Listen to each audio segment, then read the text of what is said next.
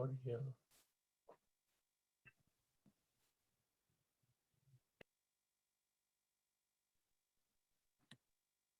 I think it's right? You hear me, Steve? Gotcha. Okay, yep, it's working. Your IT department's on crack. IT department's working tonight. She wanted to go for a walk, and I want to make sure this was set up before she.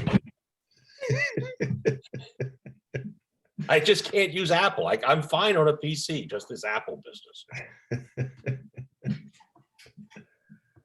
It happens. But they win the ball game. Yeah. I don't know, 18-0 or something like that. So now you got more games to go to. It's regular season. Tomorrow's the senior day game. So Where's that one? over at Wyomissing. It's supposed to rain tomorrow, I think. Isn't it always supposed to rain? Yeah.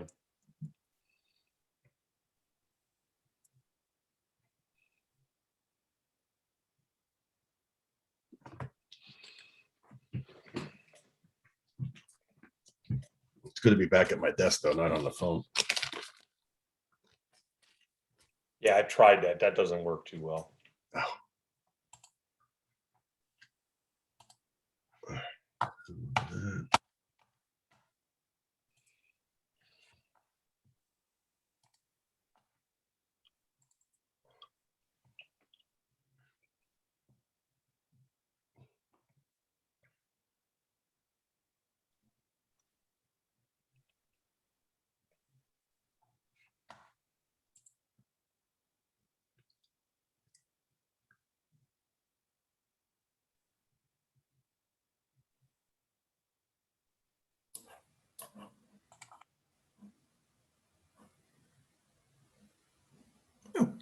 I'm not Dolores.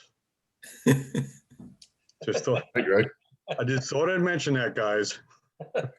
All you do is go down and rename it. If you could rename it, you could put Greg in there. There you go. Look at that. Thank you.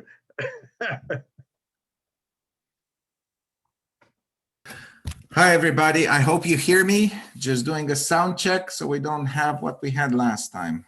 Sound check working. Thank you. At least for my computer, it is. It's preferential.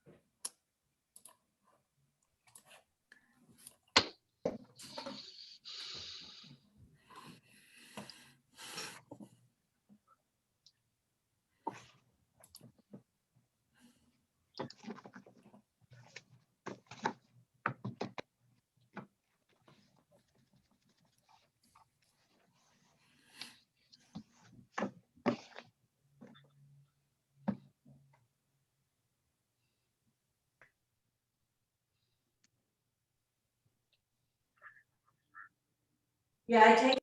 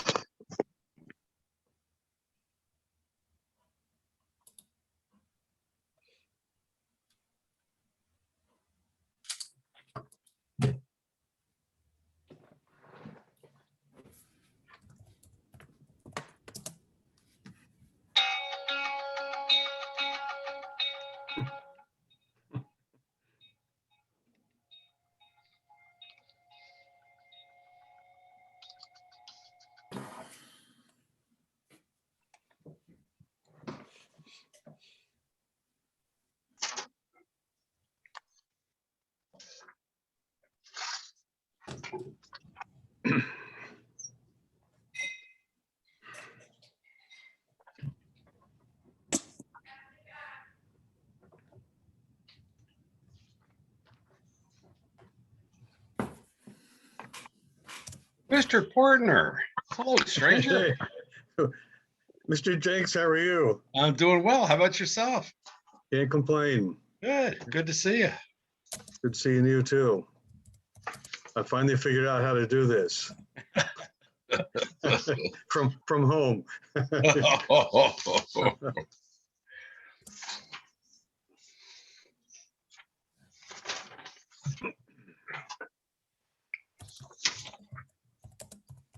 just came back after 2 weeks in Florida. Oh, man, I'll tell you. What? Come back to a weather shock. I bet. 85 to 88 every day. No rain, no clouds, no nothing. Wow. Nice. Nice. But the sun is always shining in Wyomissing. So there you go. That's, That's right. We just put the dome down and, just close it up and that's it. sure. My friend Brian Clements calls it Camelot here in Wyomissing. Yeah. Where he's coming from, John, it's a big comparison. Yeah.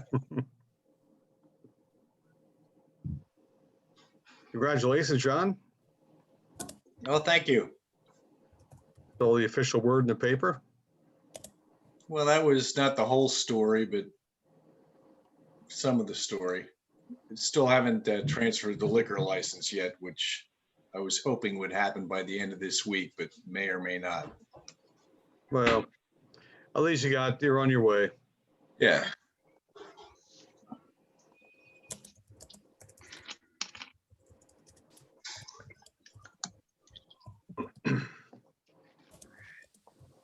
What day is it here?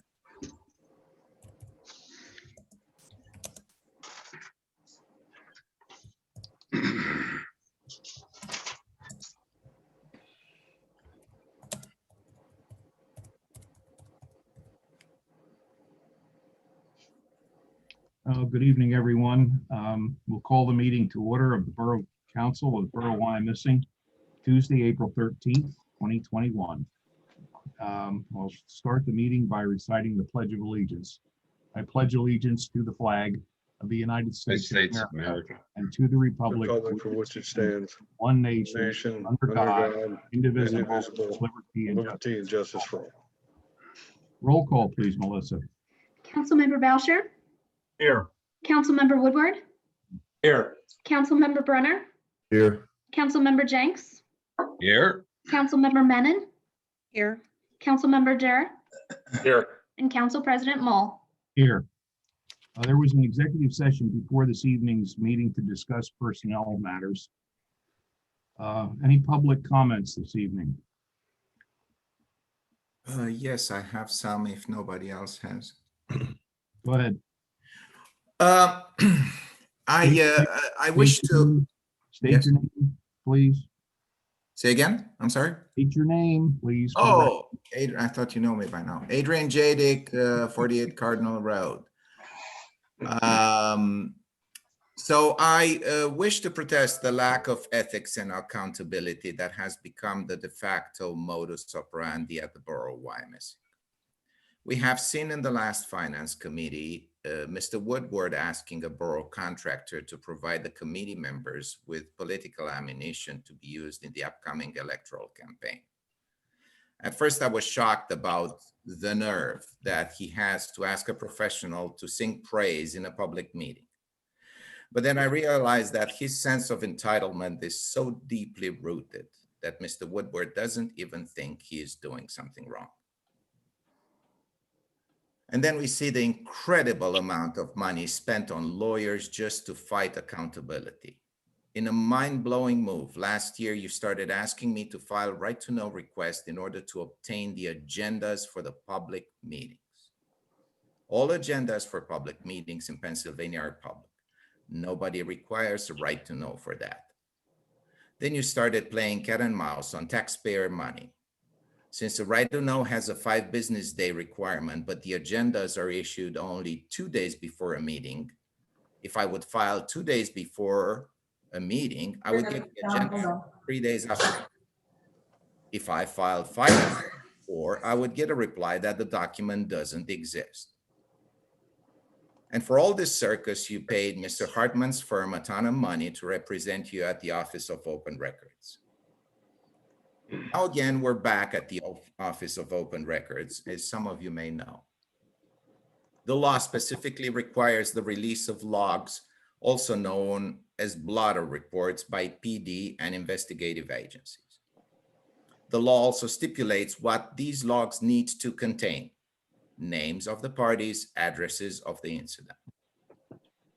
A privacy argument regarding the involved parties can always be made, but the legislators have clearly determined that the alternative to a lack of privacy is worse. The alternative is lack of accountability. The public needs to be assured that the law enforcement, which the borough argues that this includes zoning and codes, does not discriminate to target individuals based on race, gender, nationality, or even political affiliation. That's why we need the names. That's why we need the addresses. If you say that something happens somewhere on Wyomissing Boulevard, it doesn't do any good. Yes, it is private, but in the same time, you're fighting accountability. We need accountability. We need to know for sure that nobody is targeting certain individuals and protecting others. What is he talking about? So yes, we need transparency and accountability. The public needs to see the logs for the NOVs and PD responses. I ask you to stop wasting public money and just provide these. Nobody gets hurt, just a minimal amount, a short story, what happened. We don't have to list the complainer because the law does specifically say that whoever complained does not necessarily have to be involved. But we need to have the list of the parties. Well, thank you very much. This is all for tonight. I appreciate it. Thank you very much. Anybody else wish to address council this evening? Yes, I'm Linda Welsh and I live at Tennis Park Condominiums. And we are having our parking lot dug up and repaved. And we filled out a form and asked for permission for cars to be parked on Cambridge, just on our side from the creek to the corner for a week. And it's not long enough. The project is a 2-week project. And with the rain coming, we might need another week and a half. And I was asking permission that we could extend that parking. I believe that problem has already been addressed. Chief Phillips has addressed the issue, and I think that will be on the agenda tonight to be approved. Mr. President, Yes, I've changed the amendment that's going to address that tonight, that we're going to be voting on, to 2 weeks. okay, that's good. I knew that I know that the chief had made you aware of that, and of course, Mr. Brandenburg had said something to me about it. So Oh, okay. you can assure the residents of Tennis Park that we're certainly going to do everything we can to accommodate you and make the project over there as easy for you as Oh, possible. yeah. Thank you. I guess, we kind of lost power today because they cut to a main line. So like 95 residents were out of power, but I Oh, wasn't here. lucky you.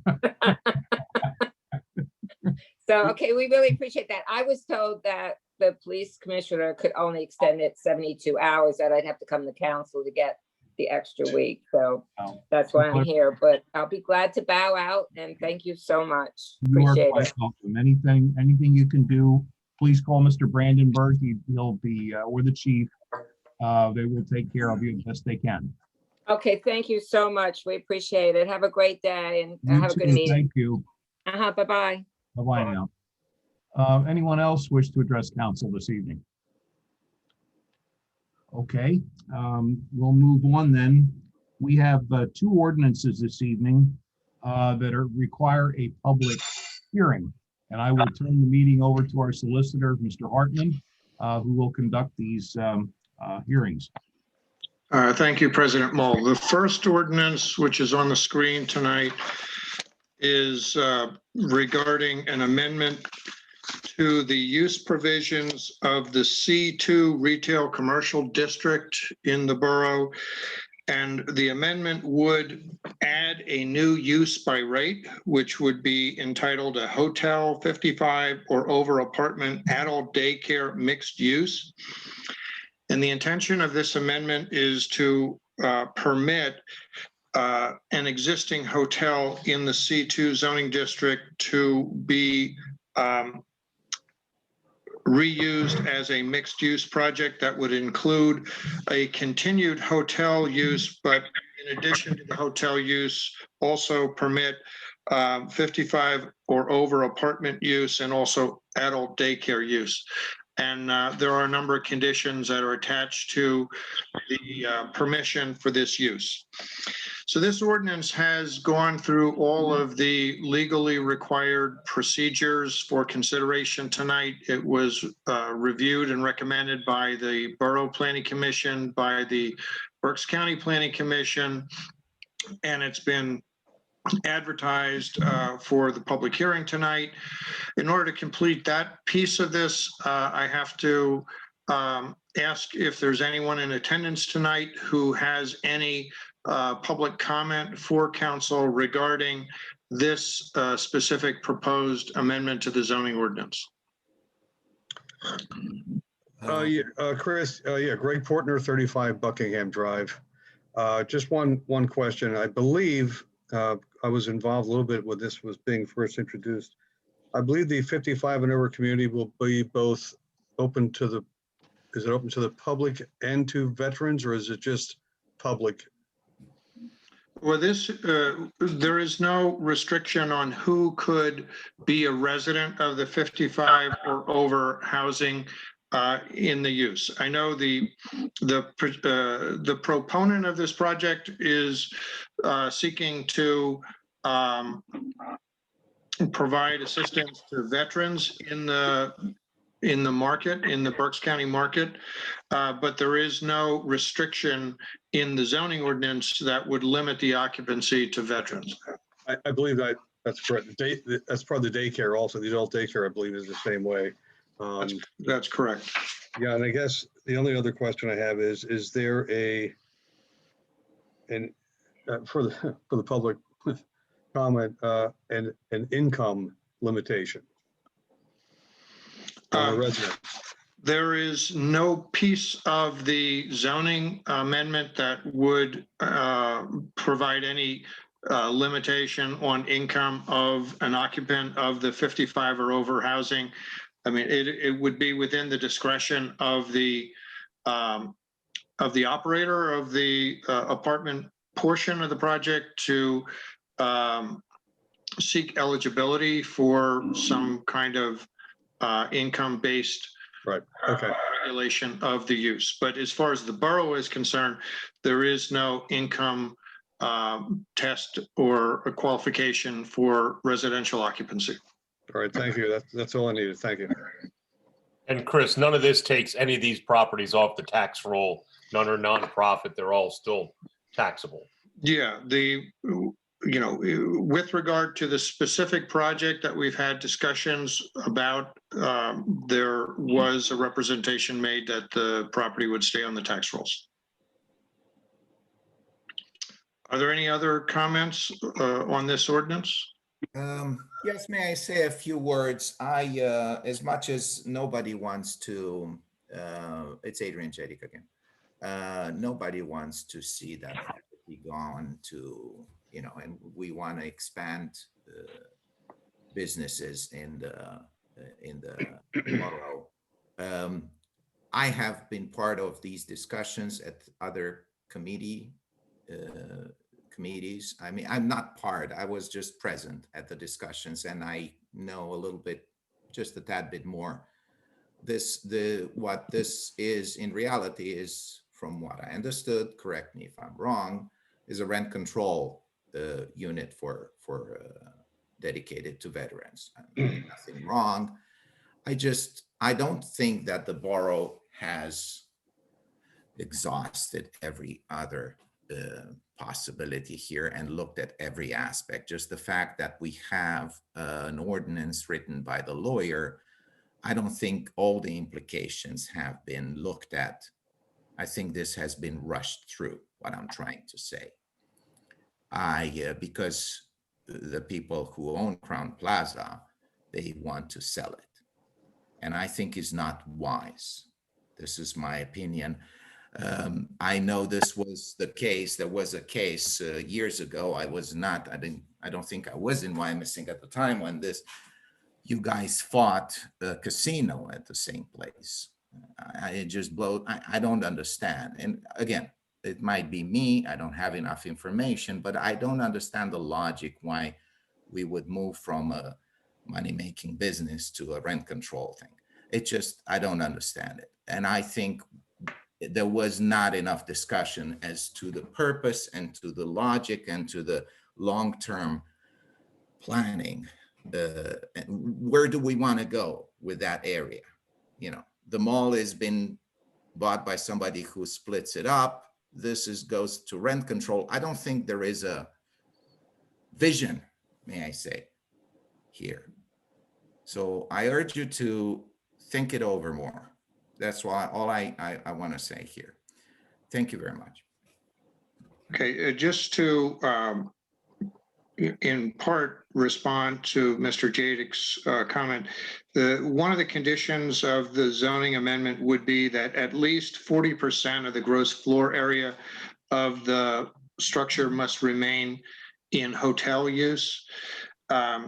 And further, there were representations made with regard to the specific project that the current use is not economically viable, but that a combination of uses such as would be permitted by this proposed ordinance would make the property, including the remaining hotel area of the building, economically viable. So there was that aspect of the discussion that was part of the deliberations by the committees that reviewed this. Yes, Mr. Hartman, and I thank you. I understand that. The question is, again, what is the vision? And really, you can tell me that you can have a successful hotel business with the rent control in the same building. It just, again, maybe I don't have enough information. I just don't see it. I don't see the vision here. I don't see it. And I don't know. Chris, is this a rent-controlled project? No. Okay, so I think it needs to be clear, because what Mr. Jadek said was, correct him if he's wrong. So let's correct him in the fact that this is not a rent-controlled veterans project. Well, that's what I thought it was discussed in the committee. Well, there is no project at all. This is a zoning amendment. Any project would have to apply separately. This is just an amendment to the zoning ordinance, separate and distinct from any project. But it is not a rent-controlled property.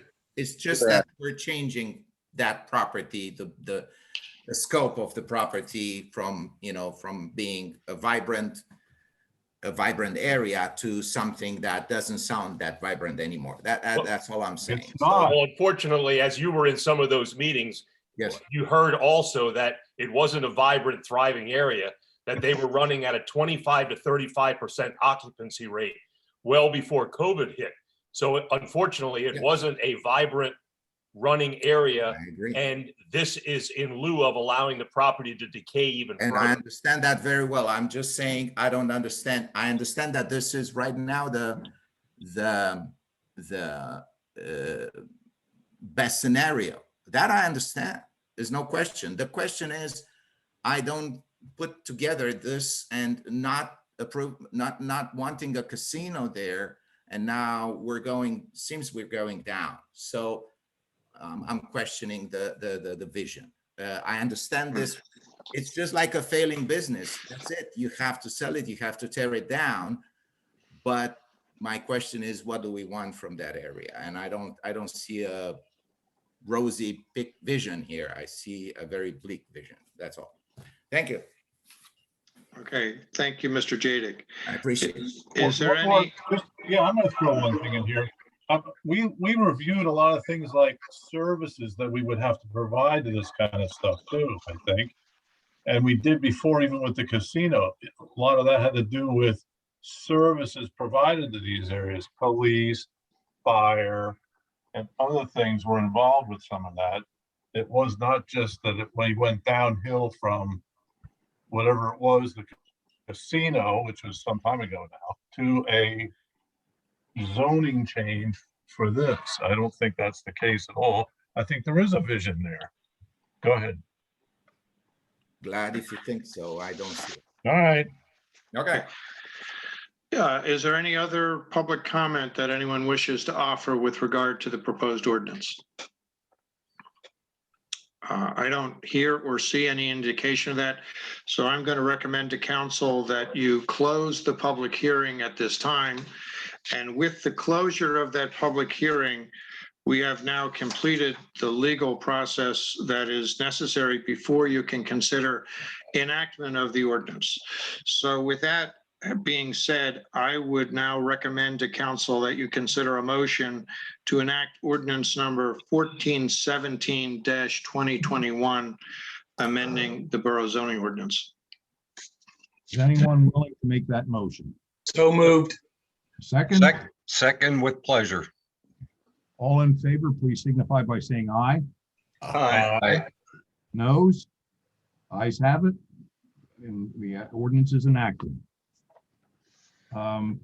Thank you. If I may proceed, Mr. President, to the second ordinance? Okay. Absolutely.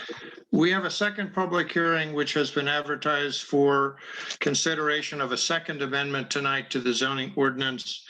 And this one regards the wireless communication facilities portion of the zoning ordinance. And the purpose of this ordinance is to establish aesthetic standards for small wireless communications facilities. This would be facilities that are not located on a standalone tower, but are instead installed on a building or on a light post or other utility pole in order to provide greater density for wireless communication access in the community.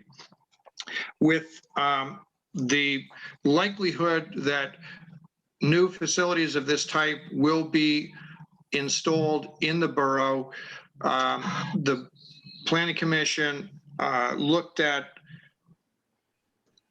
regulations that would ensure that these pieces of equipment would fit the borough from an architectural or aesthetic standpoint so that they would blend in to the extent practically possible with the existing structures and utility facilities in the borough.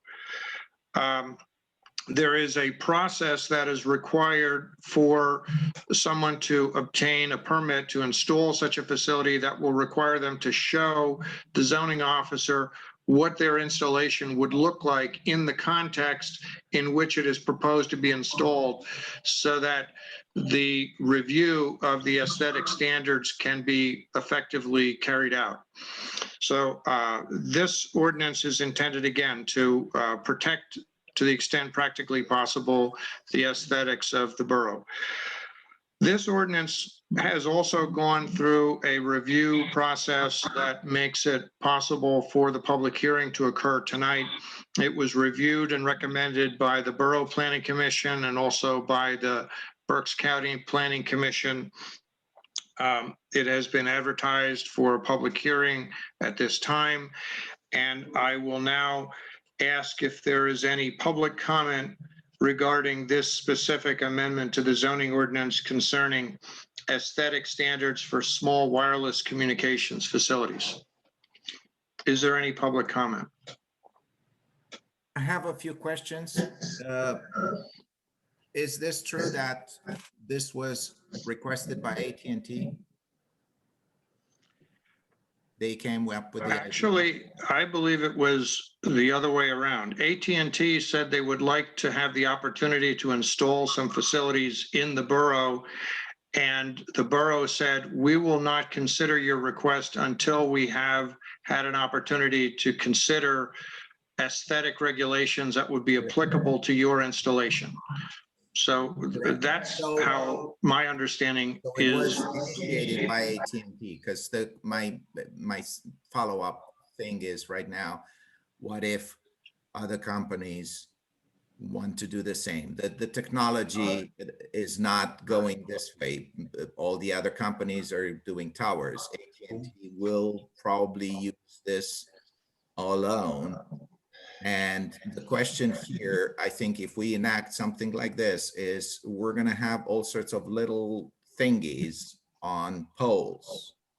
I mean, we already have a lot of wires on poles. Now we're going to have little thingies. And once we have that, we cannot deny, we set a precedent here. We cannot deny other people. And Well, this would be applicable to anyone who seeks a permit to install a small wireless communications facility. That would be a non-tower installation.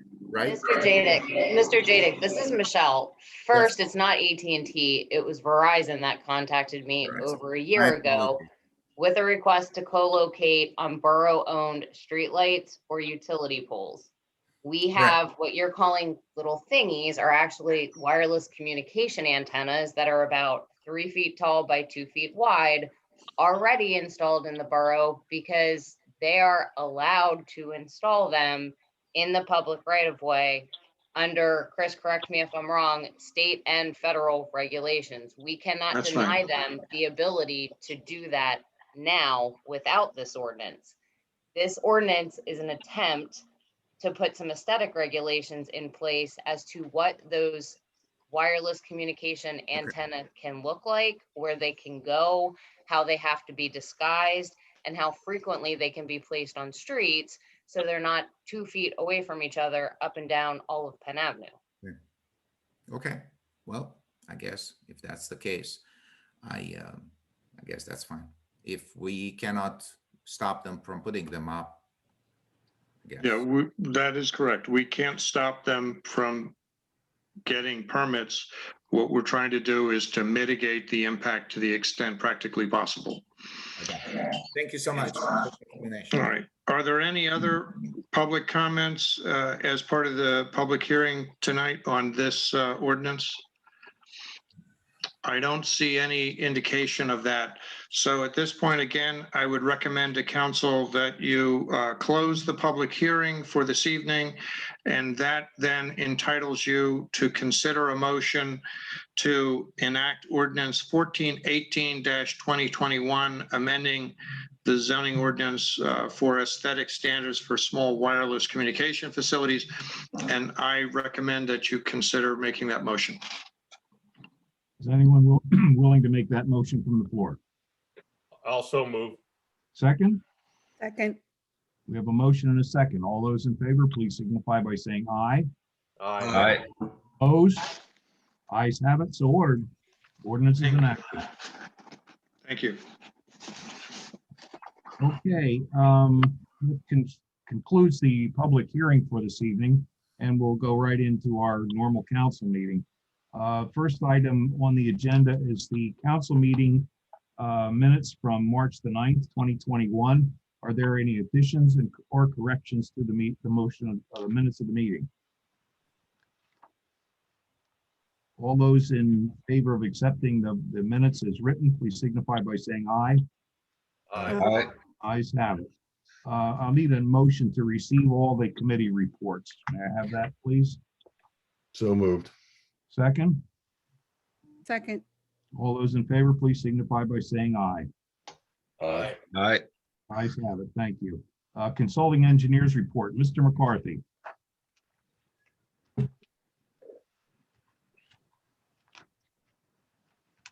Jim, you out there? There you go. Sorry, I was muted while talking. Okay. Good evening, everyone. How are we doing tonight? All right. So just to give a little update on 4th Street, everything's moving along well. PennDOT's throwing a little snag into it because they can't talk from one department to the other about what we're doing and what they're doing on North Wyo and Broad, but we're working through that. Otherwise, mostly everything else is in other committee reports tonight. The one issue that, it's not an issue, it's come up recently about the Lincoln and Brandywine culvert that we determined the borough owns over there.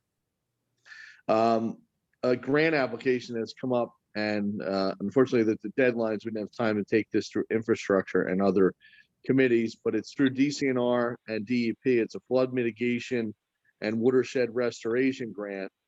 And the budget to reline that pipe was 1.2 million. This grant, fortunately, only has a 15% match. But in order to move forward with application, having Econ do the application for that, we would need a council recommendation for that tonight, if we wanted to apply. Is that something we think we can do there? I mean, is that gonna solve the problem?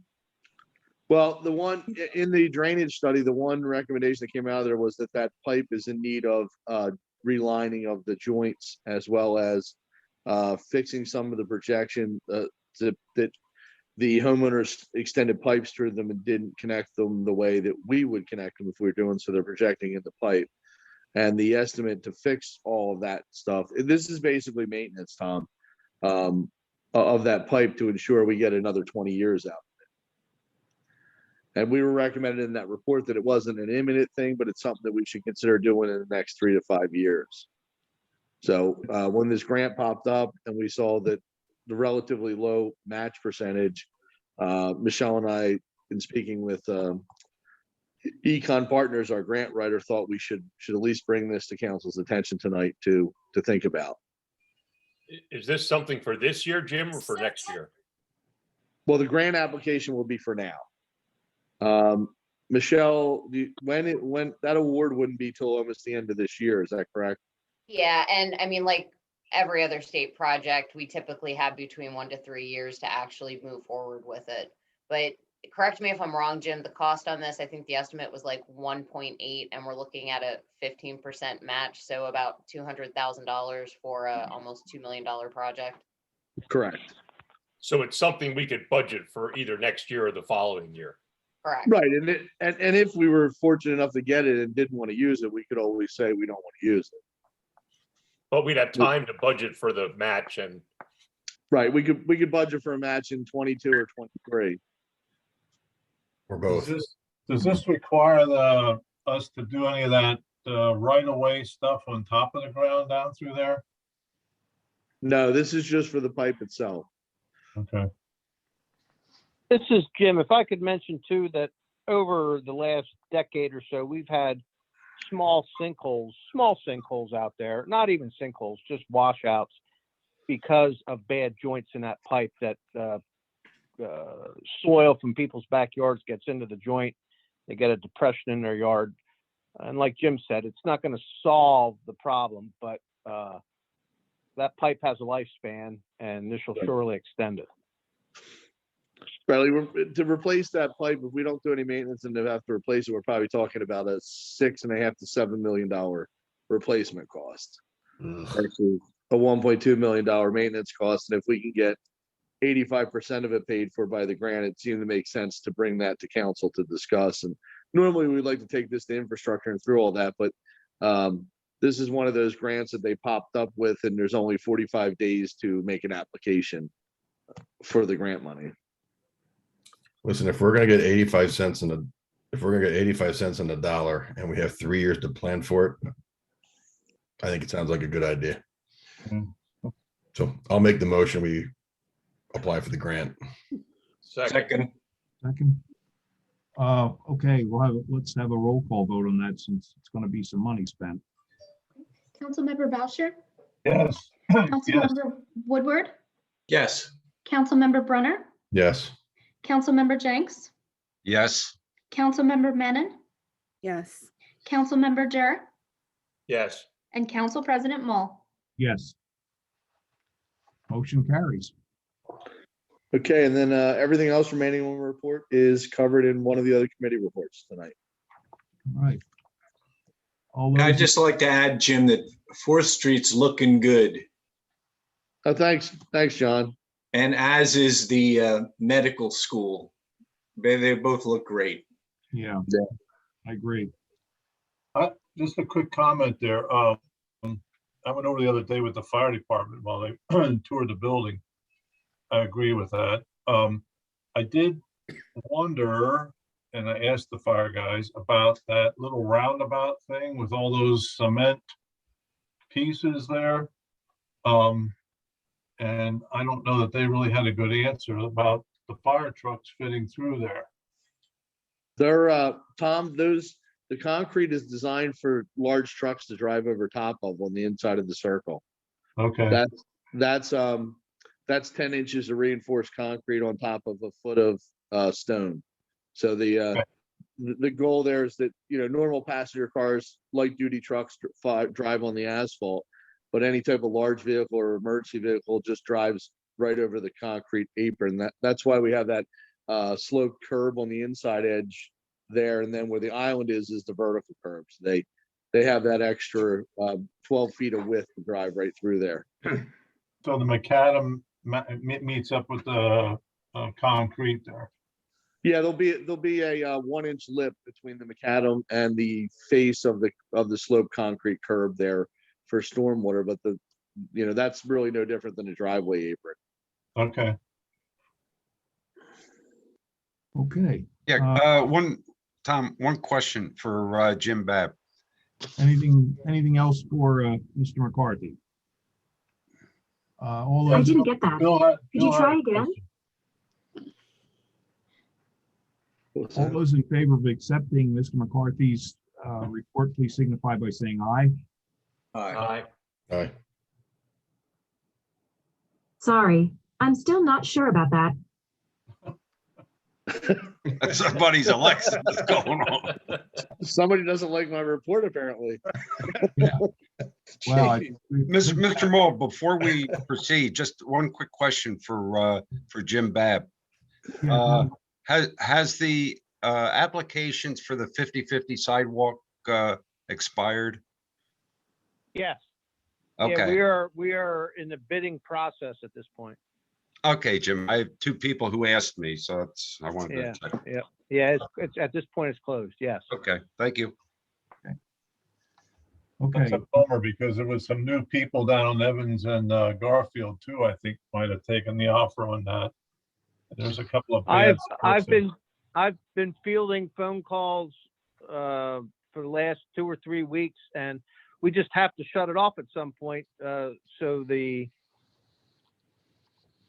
bid information can be intact. I can't just keep it open-ended. Well, no, I Won't get work. it. Yeah, that's going out to bid this month with a May opening before infrastructure. Okay. Anything else for the engineer? All those in favor of accepting your report, please signify by saying aye. Aye. Aye. Ayes have it. Police chief and mayor's report. Chief Phillips. Good evening, everybody. Hope everybody's doing well. I'd just like to review my report with you real quickly. For the month of March, we were available a little over 4,508 hours of on-duty time with the police department. We responded to 576 calls for service for the month. Of those calls in our business districts, that accounted for 160 of those calls, or 28%. Our residential communities were 23 calls, or 4%. A couple of items of interest throughout the month. We're still operating under our pandemic response plan. We have plenty of PPE on hand and sanitation items. Our average response time to our calls was 4.3 minutes with a 32.4 minute average time on an assignment. We've noticed a bit of graffiti popping up within the borough. I've contacted the county graffiti abatement team to try to get that removed. They're still working under pandemic operations as well, so it's not as timely as it has been in the past, but I'm hoping, they said it's starting to start up again, so I'm hoping it's going to be removed sooner rather than later. In our time analysis of the report, you may have noticed that the problem-oriented policing or POPA activities increased significantly. That was because officers have been spending a lot more time in some of our problem areas trying to deal with the criminal activities that we have within the borough. We did a traffic study on Warwick Drive at Bristol Court and Grandview Boulevard with our electronic signs. The posted speed limit there is 25 miles per hour. The 85th percentile at both locations was 24.25 and 24.85 respectively. So we didn't have an issue at those two locations. We conducted two details throughout the month of Smooth Operator and PA Liquor Control Board, which targets underage drinking and purchasing of alcohol. Those are paid for by grants that we receive from the Commonwealth. A couple of items of interest of actual incidents that we responded to, if you didn't catch them in the blotter. On March 13th, we responded to a domestic at the works. And upon our arrival, the male half of the domestic fled in his vehicle, almost striking one of our officers, but did strike his female companion. She needed to go to the hospital. We gave out a broadcast of that individual and his vehicle. Pennsylvania State Police observed him up in the Hamburg area and instituted a pursuit, which went into Schuylkill County where he crashed. He was taken into custody. We filed aggravated and related charges against that individual.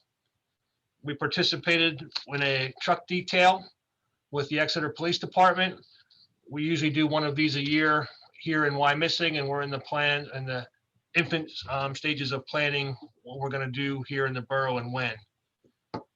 March 20th, one of our officers stopped an individual that just prior to him stopping him, a broadcast was put out for him as a wanted person. Upon stopping him, he was found to have a fake Pringles chip can that had a false bottom that had a large amount of controlled substances in it. So we have charges of possession with intent to deliver pending on him. And on March 28th, we had a strong arm robbery of cash from a 12-year-old child. We put video stills of the individual out. He was recognized the next day as a person was a person of interest in other investigations within the county. So he was identified, he was brought in, interviewed, and admitted to it. So we filed the robbery charges against him. Our top calls for service, the traffic stops that I've talked about in the past have now taken the lead as the most calls that we've dealt with for the month, closely followed by burglar alarms. As far as traffic accidents, we responded to 54 in total for the month between reportable, non-reportable, and pedestrians. We issued 100 either citations, parking tickets, or warnings to motorists. We arrested a total of 32 individuals this month. And for the year to date, that should not say 66. I go over this 100 times and still miss something. That should be 98 that we had for the year. Part 1 and Part 2 offenses, we had 30 for the month. So that left 546 calls of normal service calls for the month. We took in a little over $8,000 in collected fines and requests for reports. And then we received a check from the Commonwealth for reimbursement for some of that overtime I talked about for that aggressive driver details. 839.5 gallons of fuel we consumed and a little over 10,000 miles were patrolled. As I said, with the Part 1 and Part 2, we had 30 for the month. For the year, that puts us at 144, and we've now cleared 116 of those calls. So right now we're sitting at 80% clearance rate. So that's extremely high, and it goes to show what our guys have been doing and gals this year so far. For our time, it's pretty standard throughout every month. 9 a.m. to 5 p.m. are our busiest times of the year. And then for our arrests that I started putting in here, look, narcotics are our highest arrest type incidents for the month, followed by disorderlies, fights, and it goes down from there. If anybody has any questions, I'd be glad to answer. Is that graffiti up on Penn Avenue, John? Along the Yes. road there? Yeah. Yes. Okay, and I want to ask again about that traffic light on Penn Avenue before you go southbound on Route Yeah, 222. I've had Telco out and looking at it. The timing on it, they say, is where it's supposed to be. So I try to talk to them to look at, see if they're gonna have to do a whole traffic study there to see how much traffic comes through there and all that kind of stuff. So, I mean, that's something that I think we're gonna have to talk about if we want to do, because there's gonna be costs for that. Well, it never used to be like that. That's why I was wondering. It used Yeah. to jump back right away, and it sits there and cars are backed up on Penn Avenue eastbound. And I travel that, and I don't know what it is. I travel that quite often myself, and sometimes I sit and sometimes I don't. So I don't know what the issue is there. But like I said, I've had Telco out and they're looking at it and they're telling me everything is okay. All right.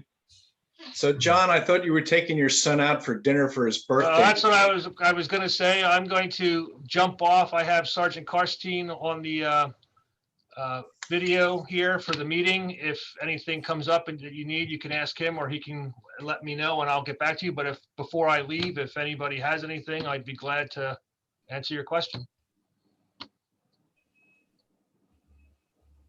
Thank you. No? Okay. All those in favor of accepting the police chief's report, please signify by saying aye. Aye. Have a good night. You too, You too. John. Here. Next on the agenda is the fire commissioner's report. Bill. Okay, for the month of March, there are 128 calls for service. Of those, 50 were emergency medical services calls, rescues, or motor vehicle crashes. 22 of those were actual fires, resulting in $17,300 in damage. Of those 128 calls, 88 of those were within the borough. Yeah, there's something in the fire department. And year to date, Wyomissing has responded to 351 fire calls. And that's all I have. Any question on the fire commissioner's report? All those in favor of accepting that report, please signify by saying aye. Aye. Ayes have it. Thank you. Next up is the infrastructure report. Tom. Okay, and I was not there, and you can correct me if I'm wrong with anything that I'm going over here. And on the page 2 with the sewers, we had a recommendation from the committee for council to approve payment of application number 2 in $9,691.06 to Mr. Rehab for sanitary sewer rehab and televising. And I will make that motion. And a second. Second. Motion and a second. Roll call, please, Melissa. Councilmember Boucher, Yes. Councilmember Woodward, Yes. Councilmember Brunner, Yes. Councilmember Jenks, Yes. Councilmember Menon, Yes. Councilmember Durr, Yes. and Council President Mull. Yes. Okay, we have, excuse me, we have a 4th Street extension payment here that the committee is recommending payment of application number 5, $6,447.86 to Barwas Construction toward that project, and I make that motion. And we have a second. Second. All those in, okay, roll call, please. Councilmember Boucher, Yes. Councilmember Woodward, Yes. Councilmember Brunner, Yes. Councilmember Jenks, Yes. Councilmember Menon, Yes. Councilmember Durr, Yes. and Council President Mull. Yes. Okay, Tom? Okay, Tom. All right. Then we have the RFP for engineering services. For PennDOT rules, the committee is recommending council authorize the Assistant Borough Manager and Economic Development Coordinator, Michelle, there to prepare an RFP for engineering services, and I will make that motion. And a second? Second. We have a motion and a second. All those in favor, please signify by saying aye. Aye. Aye. Aye. All. Thank you. All right, Tom. Okay, and I have a question myself on the letter E here about why there would seem to be something there about doing the line painting or something. Jim McCarthy, what's that? Or Jim Babb, what's that about? That they can't do it or something? No, it's a matter of the contract was bid out with a significantly larger quantity of line striping, being that the contract had all the line striping for Park Road and North Wyomissing Boulevard, which are now being done by PennDOT's contractor under the PennDOT contract. So the unit price, because the unit price is basically like 5% of the bid, or the unit quantity that they'll actually do is 5% of the bid quantity. Do it for the unit price. We're in ongoing negotiations with Barwis on a resolution to do that. And unfortunately, their project manager was in the hospital with COVID for 3 weeks and is home on oxygen at his house. So we're not pressing him on that at this time. Okay, well, I just didn't know there. We'll have, what, April meeting that we'll continue with, or what? I doubt it'll probably be on the May meeting. I doubt we'll have any resolution by the April meeting. Okay. All right, just a question there.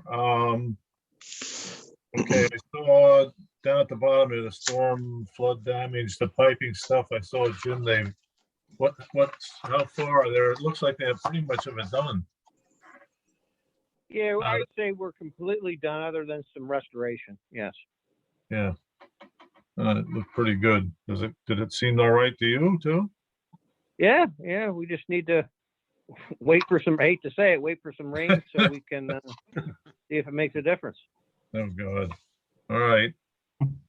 Well, there certainly are more openings, that's for sure. Okay, the Borough Hall windows, the change order to delay that project till 2022 was recommended to council to authorize Pat Brandenburg to execute the change order and reschedule that from 21 to 22. And I'll make that motion. And a second. All those in favor, please signify by saying aye. Aye. Aye. Okay. All right. Okay, sorry. All right. This didn't have a motion, but I just want to ask, I guess, the diesel fuel issue. It says you're working on them to have them take the supplier to take care of some of the costs. Why wouldn't they be doing all the costs? The vendor was very good in the beginning of communicating and offering some help there, and he's recently in the last couple weeks kind of shut down. So I've asked Chris Hartman to intervene with some communication, if you will. I'm going to help Jim with that. We'll see if we can get it moving. I mean, shouldn't it be all? Why would it be any of our fault at all? Chris. It isn't. Or Jim. I agree with you. Okay. Yeah. All right, get after them. All right, the stairs above the swimming pool. The committee is recommending to council to approve that new pathway project to replace the stairs there that are on Parkside Drive North.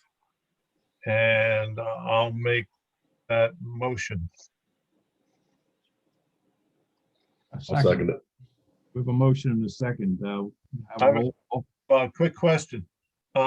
Where is that going to go in, Jim, exactly, or whoever's doing this? Is that going to go through the fence there at the parking lot, or where does that get repositioned? Tom, it's Dan Macrina. It's gonna head towards Old Man Echo, so it'll be sloped. The entrance will be just probably about 20 feet from the old entrance to the steps towards the pool, and then we'll slope it towards Old Man Echo, if that makes sense. So it'll kind of line up, it'll kind of almost meet up with that path, with that bridge that comes in from the back of the pool. Yeah. And then that path heads up to Old Man Echo. So it'll just be sloped from that way. Okay, I didn't know if it was gonna go through where the fence is right behind the spring house there, or. Right. Now it'll actually be elevated a little more than it is. The path at the bottom of the stairs will now be elevated more kind of up the embankment than it is now. But ADA compliant. As close to it as possible, yeah. We're gonna try our hardest to make it that. I think that's an important thing to So we start have to to- do that with our path, with our trails. Yeah, do you have to make a curb cut there then? No, There's no it would just kind of, sidewalk. I'm sorry, what was that? There's no sidewalk is what I mean. No, it would just kind of be the way it is now, where you just come up, you step up off the curb. You know, that might be something we might look at, you know, ask you, you know, to do at a later time. But yeah, right now it's just getting it, you know, as close to that as possible. Okay. All right. Tom? Hey. Yeah, we've got a motion and a second. Do we have a roll call, please, Melissa? Councilmember Bauscher, Yes. Councilmember Woodward, Yes. Councilmember Brunner, Steve? Sorry, yes. Councilmember Jenks, Yes. Councilmember Menon, Yes. Councilmember Durr, Yes. and Council President Mull. Yes. Okay, and the last item there is to replace those bollards, or I guess build substantial ones there on Spring Street at the end of Crossing Drive there. The committee's recommending to approve that project at the playground or the baseball fields there as a safety issue. And at a price for approximately, 10 to 11,000, with our guys doing most of the work. Jim, is that right? Yes, that's correct. Okay, and I'll make that motion. Okay, Second. We have a motion and a second. Roll call, please, Melissa. Councilmember Bauscher, Yes. Councilmember Woodward, Yes. Councilmember Brunner, Yes. Councilmember Jenks, Yes. Councilmember Menon, Yes. Councilmember Durr, Yes. and Council President Mull. Yes. Are they gonna get that done like this summer, Jim, or what happens there? I have to talk to Dan McCreen a little bit, but yeah, I would say it would happen in the next few months. Yes. I was just wondering, because they'll be over there a lot this summer, and I noticed that a couple of those things are already like leaning over. Yeah. Yeah. Yeah. All right, Okay. that's it, Tom. Okay. All those in favor of accepting the infrastructure report, please signify by saying aye. All right. Aye. Have it. Library report, Jody. Yes, hello. The library board met on March 15th. I think the minutes are fairly self-explanatory. Just a couple highlights. The board voted to execute the settlement agreement between the roofing company that had done previous work for the library and the borough. So that was approved, and I think that's been executed, and also council, I think, will be asked to approve that tonight as well. Currently, they're still exploring some fundraising options, but there are a couple that I just wanted to mention that are coming up. One is Thursday night. They're having a Steal the Glass fundraiser. It's actually STEAL, not EEL. That will be at Willow Creek Brewing this Thursday evening from 6 to 9. And they are also planning a sort of modified, limited derby party event in light of the pandemic, but that will be held on the Kentucky Derby Day, Saturday, May 1st at 5. So if anybody's interested, they can purchase tickets at the library or online. The next meeting will be held this coming Monday, April 19th at 7 via Zoom. Any questions? Okay, any questions for Jody? All those in favor of accepting the report, please signify by saying aye. Aye. Ayes have it. Thank you. Personnel Committee, Tom. Okay, again, thank you for helping me out there. But I will go down through here at the recommendations from the committee. At the bottom of the page there, committee is recommending to finance the hiring of committee to recommend to council the hiring of 2 full-time personnel for Parks Department and 1 full-time for the Tree Department to fill vacancies and prepare for soon-to-be retirements.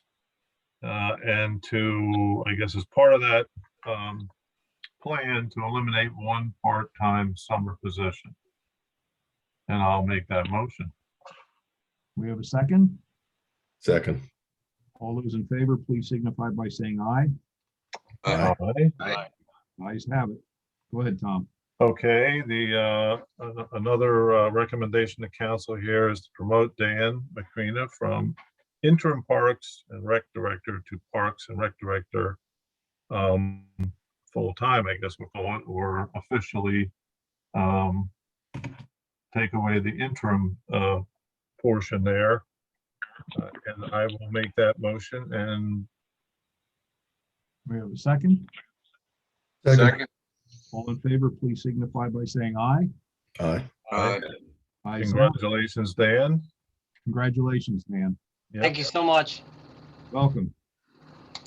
And let's see, the next item there is the committee is recommending to approve the extension, excuse me, of the Maintenance and Parks Collective Bargaining Agreement through 2022.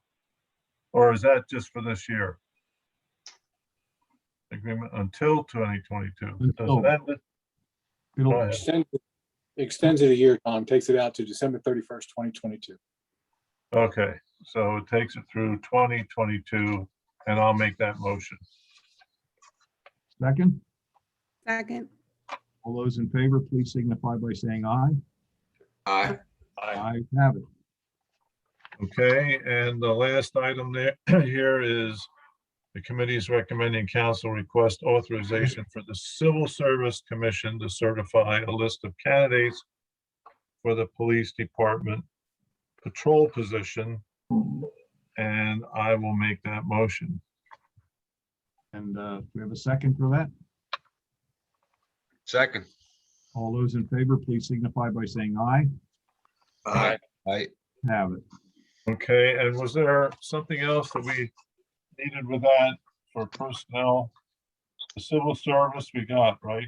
Is that the one that needed to be attended to there? Yeah, Tom, that's the one. You're good to go. Okay, that's all I wanted to know. Okay, then that's it, Tom. Okay. Anything else for personnel? All those in favor of accepting that report, please signify by saying aye. Aye. Aye. Have it. Rick, Board, Steve.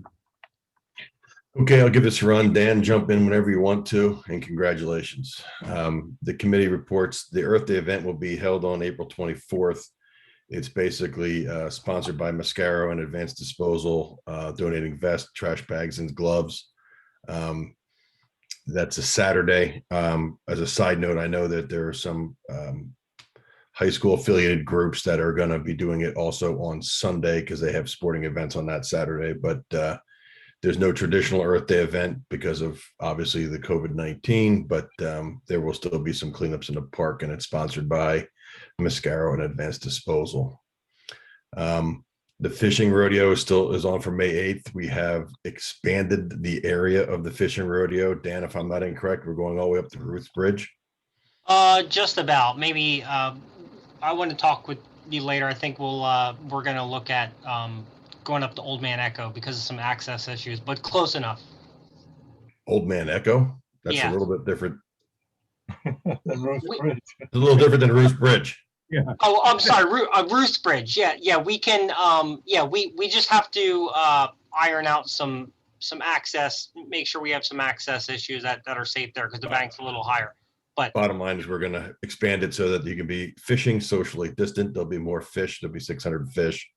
We're not going to do a fly fishing demonstration this year due to COVID. But at the end of the day, we thought it was a good idea to extend the fish, extend the territory, and let kids go out and have a good time. Anything else you want to add to that, Dan? No, I just a quick update. We have 191 total playground registrations so far. And pool membership just opened up the other day. We had a lot of issues with the software company, so I apologize for that, but that's open now. So far as of the beginning of the meeting, we have 67 registrants. I did receive the Connect 4 boards that were built by Justin Minton as a Eagle Scout project. So he's completing his Eagle Scout requirements. So congratulations to him. And I just wanted to add one more thing about the graffiti. We did discover some recently at Happy Hollow. So I will be speaking with Chief Phillips to see what we can do about that to get that cleaned up. Okay. Other than that, that's it. All right, some other things on the agenda. Obviously, the rec board has been in full discussion with the 4th of July. And obviously residents want to know what we're doing. And at this point, the rec board has decided not to move forward with a parade for the 4th of July at this point. But what they have decided to do, and we're going to make a motion to this, is to recommend the council to approve a firecracker run to be held in the parklands following CDC guidelines, house and block decorating contest and judging, a bike and scooter decorating contest and judging. So I'll make that motion. We have a motion. Do we have a second on that? Second. All those in favor, please signify by saying aye. Aye. Disappointing.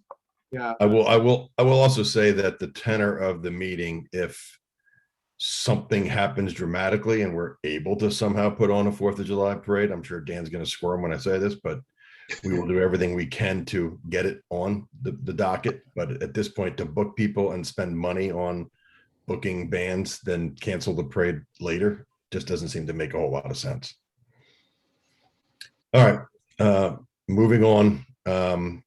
There was a movie in the park scheduled for June, and there's been a recommendation to council to approve moving the June 2021 movie Concert in the Park event to August or September, and to further adhere CDC guidelines. What we're trying to do and hold all those movies and concerts within the park instead of at the pool is basically what we're going to do. We can control it a little better there. So let me state that all over again. We're going to recommend to council moving the June 2021 movie or concert in the park events to August or September, and to further adhere the CDC and PRPS guidelines, hold all the movies and concerts within the pool. I'll make that motion. We have a Second. A motion and a second. All those in favor, please signify by saying aye. Aye. Ayes have I'll it. also tell you that on a side note, that if everything gets cleaned up and we get moving on from this COVID stuff, we would gladly move those back to the park into different areas. But at this point, we got a plan for what we know now. And Dan had touched on it. We did open up, we're going to plan on opening the playground and tot lot program from 9 a.m. to 12 p.m. and again, 6 p.m. to 8 p.m. June 14th through August 6th. That's just informational purposes. So that's all I have. Hey, Steve, should the position of the borough to the public not be that that the 4th of July could be a moving target and adjusted based on the CDC guidelines? As the CDC guideline, I'm not sure if you're asking me, are we willing to adapt and try to do the parade if we can? The answer is, I believe, yes. I won't speak for the entire I'm just saying maybe that should be the position. That is the position of the borough. I just think that's what, when people ask, what about the 4th of July parade? I think maybe the position should be, currently it can't be held under CDC guidelines, but if they change, the borough is willing to adapt as required to do the best event they can. Yep. I have no problem with that. I just think it might be better to share that as opposed to just saying no. Correct. And we're trying to do the firecracker run in the park, which will be different. It's nowhere near the same. I'm not trying to say it's the same. I just don't know how we're going to stuff under current guidelines, 5,000 to 10,000 people. I mean, if we're the only ones having a parade, we could have a record amount of people at the parade. So, Yeah, I agree. If we can do it, if something changes, I think the rec board, and I'm not going to speak for the rec board, but I will speak for as representative on the rec board. We will do it. I will do everything in my power to do what we can to have a normal 4th of July, if possible. Quick question about Memorial Day. What's the plan there, Dan? The plan is to basically have the ceremony portion of it. So everything minus the parade. Kind of the same as last year, just building on that. We would have it live streamed through social media, and we would also invite residents to attend as long as they follow the guidelines and they wear masks and socially distance. We don't expect a extremely large group for that event, and we're just trying to put some extra touches on this event just to make it extra special, in lieu of not being able to have the parade. What day would it be? May 29th, Saturday, May 29th. And the time would be at 11 a.m. At the flagpole. Yes. Is there a speaker or? Yes, there is. And the Grand Marshal will be the same, or the scheduled Grand Marshal for last year, which is Chris Kegg. And we will be, reaching out to some speakers. That's Randy Widener, the past chairman, is working on that. So I'm working together with him to kind of absorb his knowledge of past parades and events and get that all planned. So we're actively working on that now. So it would start at 11. Yes. Okay. And then if I could just add real quick, my apologies about the fishing rodeo. What I should have said was we have evaluated the locations up to Old Man Echo so far. We're looking to go further past that. We want to make sure that there's, that the sites where we're going to have people accessing the creek are safe. So we will be doing that very soon, finishing that evaluation soon. Steve, quick question for you. What do you feel would be the deadline for the parade, where we'd have to make a hard and fast decision? Well, that's the $10 million question. We got to hire bands. Who knows if the bands are going to want to perform? If it gets cleared up and everybody in the world's free again, we could have the world's biggest parade by accident because no one else would have one. Yeah. But I think we'd have to make a final decision probably. Well, I mean, if we wanted to really scale a parade down, we could probably do it as late as June and maybe just have some local bands and kids and march down the road with their bikes and stuff like that. But as far as having a traditional parade, I would think May is probably as late as we could go. Okay. And try to have some semblance of a normal parade. Dan, correct me if I'm wrong. No, and there's actually, that kind of is unofficially in the works anyways, because a lot of the bands that participate in the parade participate in Memorial Day, participate in the concerts in the park, are reaching out to me. So I'm kind of, at some point, with your permission, I guess I can ask your permission now. I was going to wait till next month to kind of see how things were, but if everybody is okay with me just reaching out to past participants and just say, hey, maybe keep the 4th of July open, or if we may come to you a month ahead of time and say, hey, let's go, let's try to put a parade together. Like Steve said, just kind of get what we can get and go from there. Okay. Yeah, there's no better day in this town, and it's obviously I'm totally in favor of doing a parade if we can do it. Sure. It's just a matter of being able to do it. I don't envy the rec board's position on this one. This is like having the sword of Damocles over your head. Yeah. Well, I don't think the rec board really doesn't have much leeway in this. The way the guidelines are set, I don't know how you sit 7,000-8,000 people on a curb 6 feet apart. You don't. Right. So, I mean, as much as it sounds like it's a rec board decision, it's really taken out of all of our hands and it's set by the state. So let's call it a spade a spade. We're just following the rules. Just 2 years of disappointment, that's all. Yep, I agree. Okay, what is, any thoughts with Dan's reaching out to some of these folks and seeing how their schedules are, or? If we don't have to pay them and we can just keep them on reserve, just speed dial them the minute we get the CDC guidelines or the state guidelines. Yeah, because they got people that'll have plans too, you know. Yeah. Yeah, members. I think that's a great idea. It doesn't hurt to reach out to them. I don't think so either. Please see how we'd stand. Yeah, find out what their deadline is, huh? Well, please keep in mind that when the rec board made the recommendation for the run and all that other good stuff, that's assuming that nothing's changed. If something changes, obviously that the run would change, and so would everything else. My God. Okay. Any other comment for the rec board? All those in favor of accepting the report, please signify by saying aye. Aye. Aye.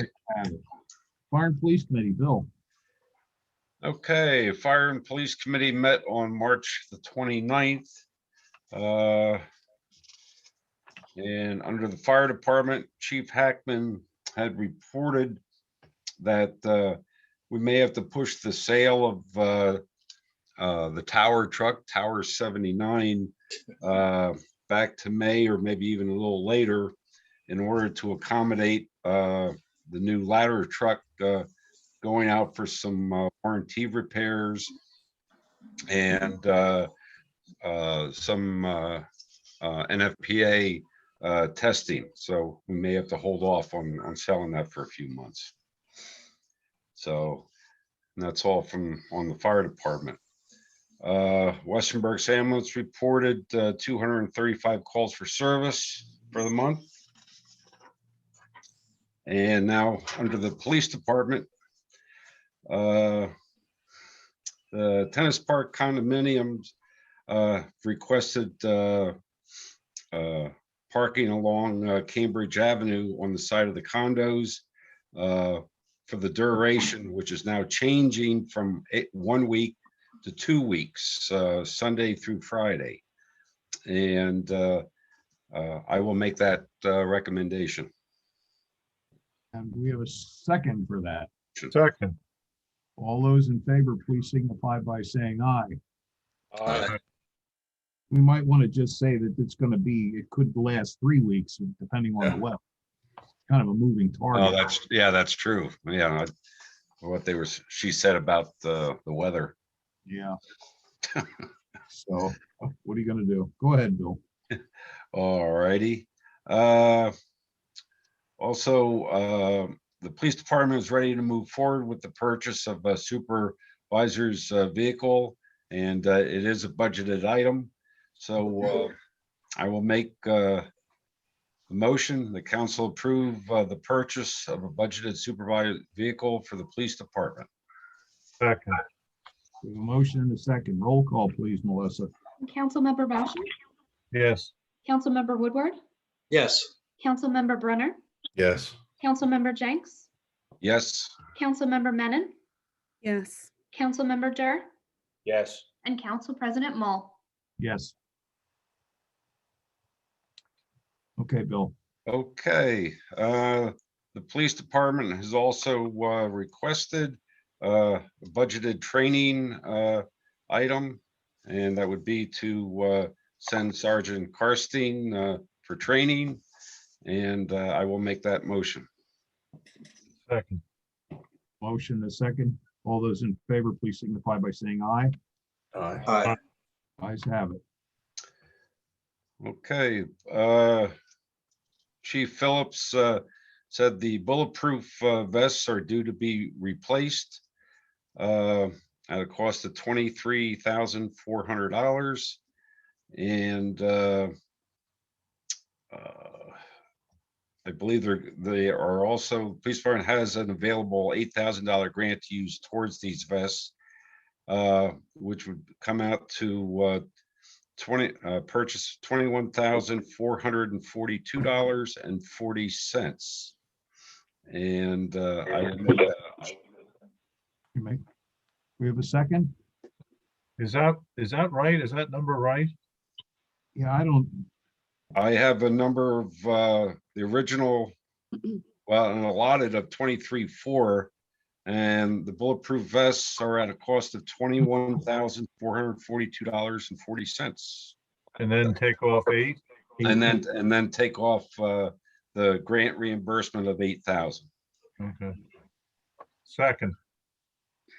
Okay, roll call, please, Melissa. Councilmember Boucher, Yes. Councilmember Woodward, Yes. Councilmember Brunner, Yes. Councilmember Jenks, Yes. Councilmember Menon, Yes. Councilmember Durr, Yes. and Council President Mull. Yes. Okay. The police department received a request for the annual Bradley Run to be held in the Parklands on October the 14th from 9 a.m. to noon. And that's contingent upon the submission of a COVID response plan to the borough. And I will make that motion. I'll second it, but I think it's August, Bill. What did I say? October.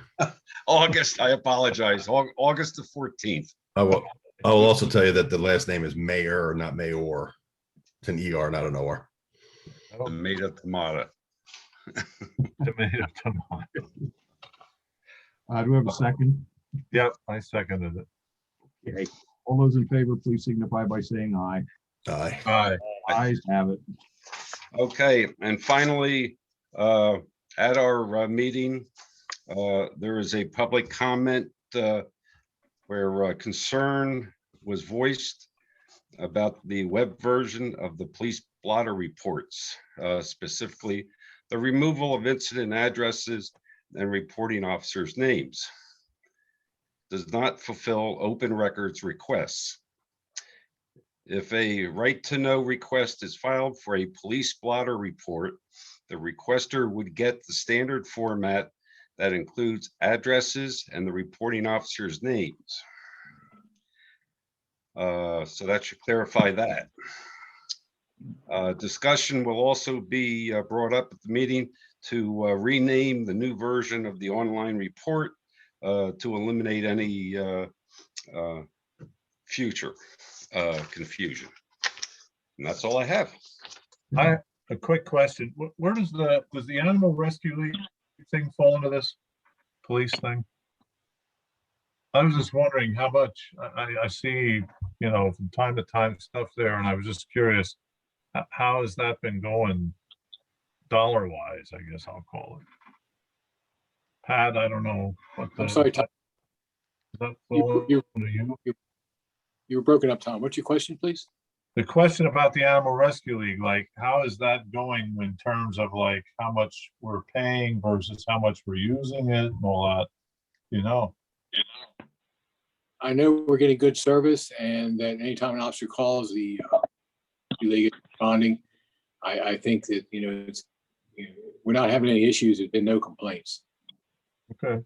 I was just curious, and I guess that falls into the police thing there. Okay, I was just curious because I know we spend some money paying them, for that service. Yes, sir. We're paying them a flat fee now, aren't we? Per resident Yes. fee? Yeah, that's just a flat fee. Right.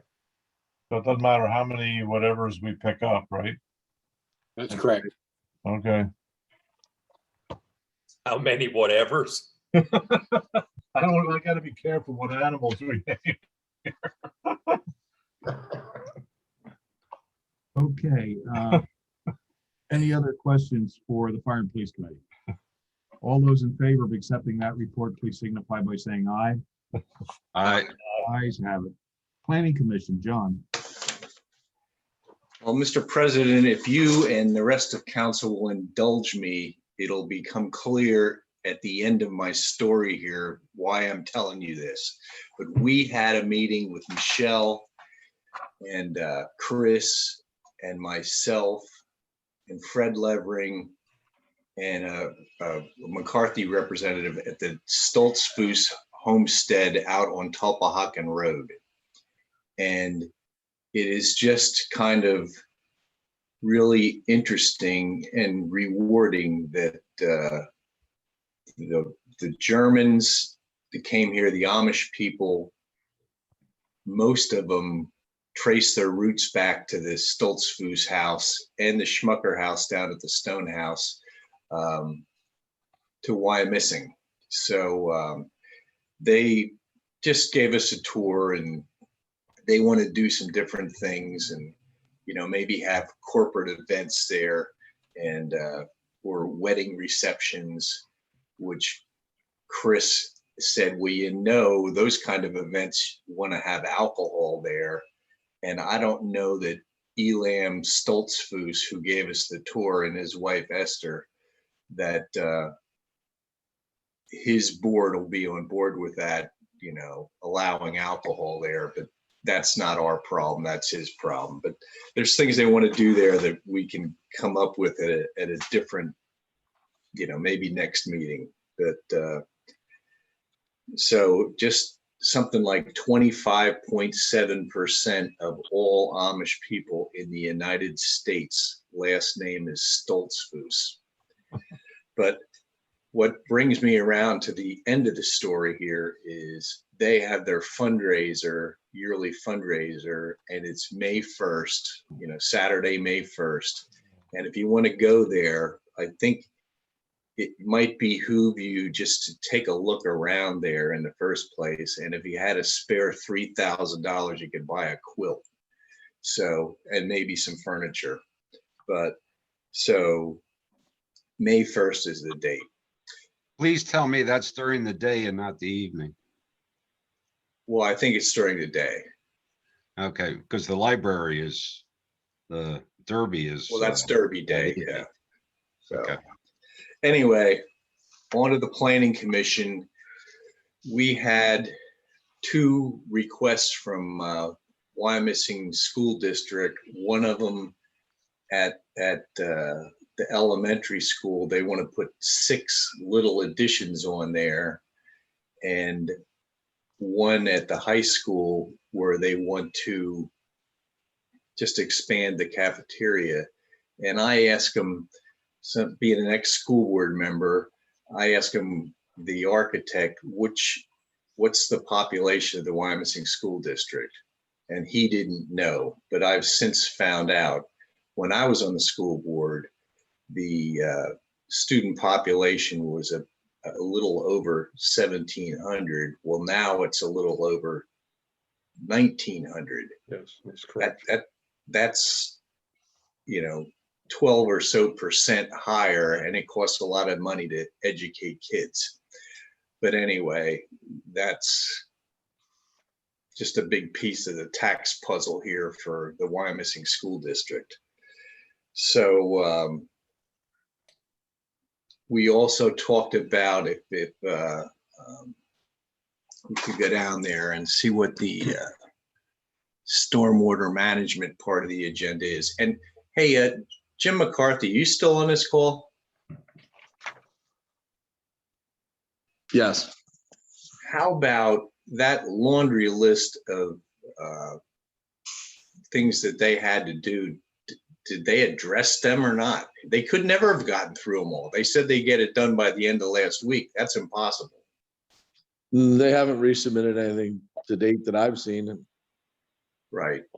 Well, there was a lot of things that needed to be done that they said we could get done by the end of last week, and I don't see how that's even possible. If they haven't submitted it, that means it's not done. Yeah, there was a lot of just basic information that wasn't included in those submissions. Yeah. And how about, do you want to go over the Cliff Notes version of the stormwater ordinance draft? Sure. It's just making it easier for regular people to get things done. Sure, exactly. So currently what happens, and actually the COVID thing was kind of brought this even more to forefront. I think we had, Michelle can correct me if I'm wrong, we probably had 12.5 to maybe 20 pool permits in 2020, when before that we probably averaged 2 or 3 a year. And all of those required stormwater plans, and a lot of residents were upset, why do I have to hire an engineer? Why do I have to spend this money? So we had developed a small project stormwater ordinance that would basically let a homeowner just do a few simple calculations on a predetermined sheet and submit that.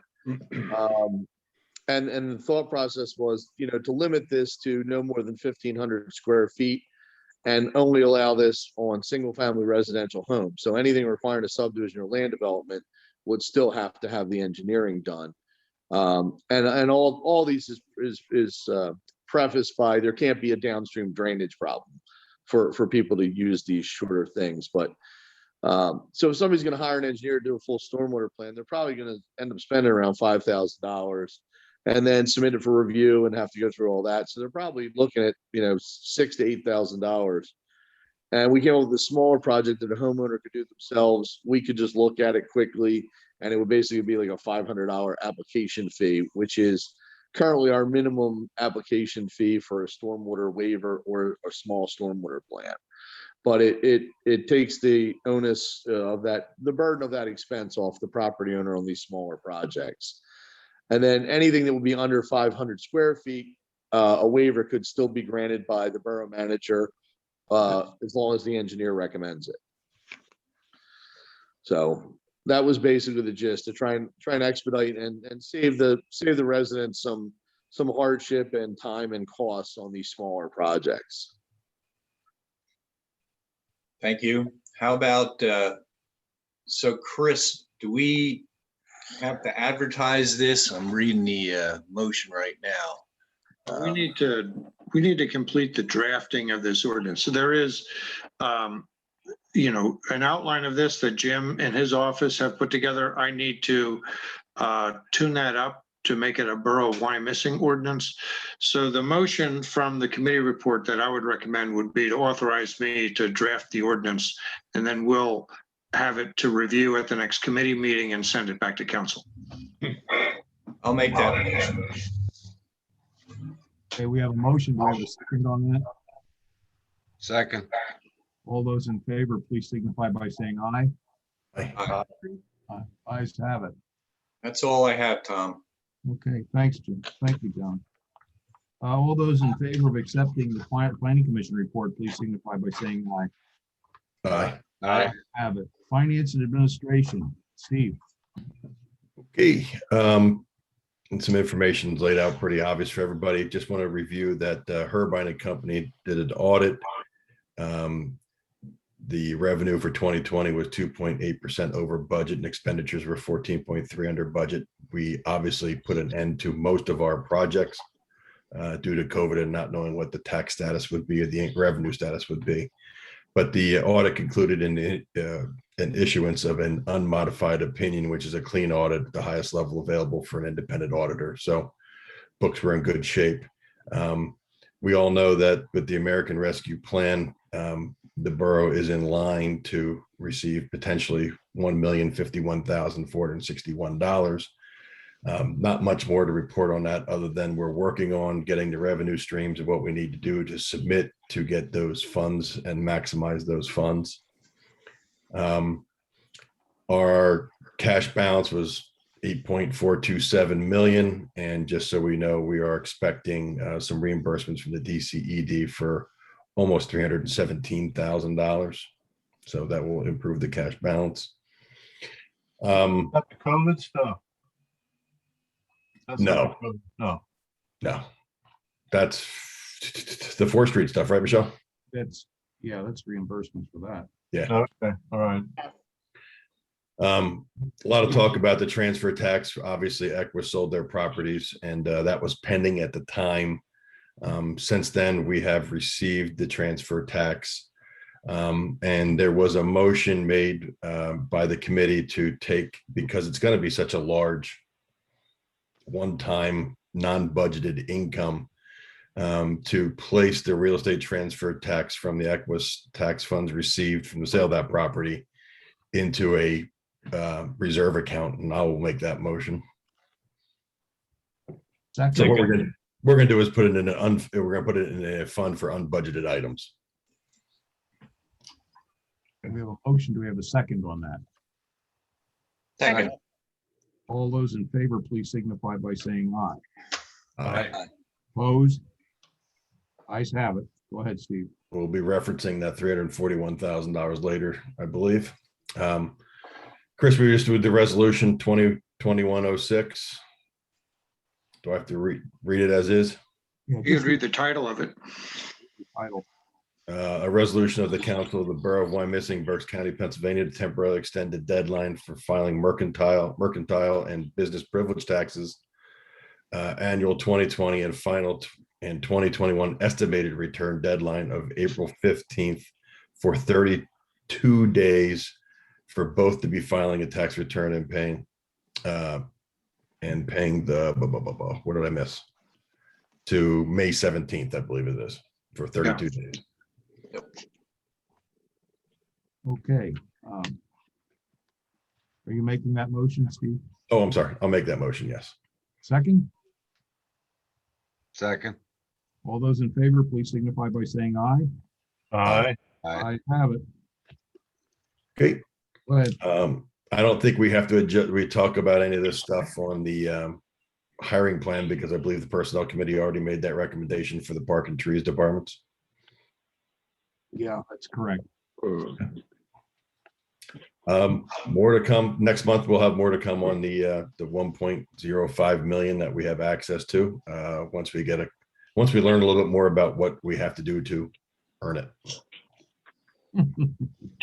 Yep. And that's all I have. All those in favor of accepting the Finance and Administration Committee report, please signify by saying aye. Aye. Ayes have it. Thank you. Borough Manager's report, Pat. Good evening. The Joint Municipal Authority meeting minutes of January 11th and February 8th are in your review. After we've been working on a municipal sewer set-off agreement with Pennsylvania American Water, I'd like to request council approve that renewed revised municipal sewer shut-off agreement with Pennsylvania American Water as reviewed and approved by the solicitor. The correspondence from Pennsylvania Water is attached. This is a standard agreement that the borough used for shut-off of utilities for lack of payment. So moved. And a second. Second. Those in favor, please signify by saying aye. Aye. Ayes have it. Go Thank ahead. you. Also like to request council to approve the attached Wyomissing Library Roof Settlement Agreement and mutual release with RestoreCorp. It's also been reviewed and approved by the solicitor, and the library, as mentioned by Jody earlier, signed the agreement. It's just waiting for council to sign. Somebody willing to make that motion? So moved. Second? Second. All those in favor, please signify by saying aye. Aye. Have it. Is there any opposed? Okay, so ordered. I'd like to request council approve the attached stipulated settlement judgment and order for 24 Valley Road. This is for a code enforcement matter, which there is this stipulated settlement. The solicitor has reviewed it and approved it. If you council to approve it, please. So somebody willing to make the motion? I'll make that motion. Second? Second. All those in favor, please signify by saying aye. Aye. Aye. Ayes have it. Go ahead, Pat. Also in your packet are letters of support from Representative Gillen to Speaker of the House, Representative Brian Cutler. And this is in regards to support for the Federal Community Project 2021 redevelopment of capital grant, the RACP. That's in your packet for review. We have sent over to the Civil Service Commission. I spoke with Dan today. That will be going to the Civil Service Commission within the next week. to begin the promotional testing process for the firefighter technician private position that was approved pre-COVID. Borough Hall continues to operate closed to the public. The borough website is continuously updated with the latest information, and we're still operating under the state's and the borough's declaration of a local disaster. Also, I'd like to bring up the potential for council to approve construction management services agreement for the public works facility with Berkey Construction, and I'll defer that to anyone else who has that information. Michelle, you Okay. want Michelle, This is Steve. Michelle, Jim, Keith, whoever, jump in whenever I fill in the blanks here. But what we're looking at is, and it's $163,000, correct, Michelle? That is correct.